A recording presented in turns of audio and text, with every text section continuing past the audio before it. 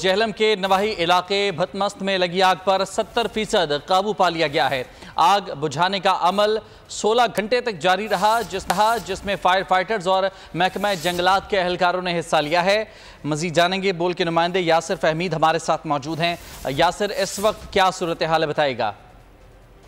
जी, ये सोवा के नवाही इलाके जो है उस पर काबू पाने की कोशिश की जा रही है।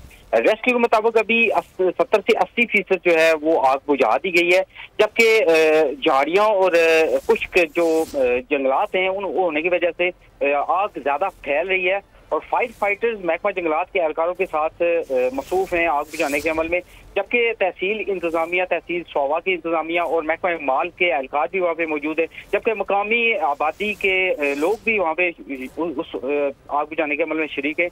और बताया जा रहा है कि तकरीबन शाम 6 से 7 बजे तक आग पर मुकम्मल काबू पा लिया जाएगा। आग बुझाने का अमल में ताखीर इस वजह से हुई है कि वहाँ पे ना तो पानी दस्तयाब है नजदीक तीन, और ना ही वहाँ पे कोई फायर टेंडर्स पहुँच सकता है, ना ही कोई गाड़ी की अप्रोच है।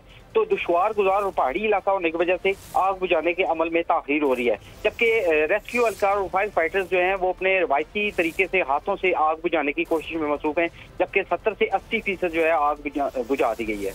बहुत शुक्रिया आपका यासिर, तफसीलात के लिए।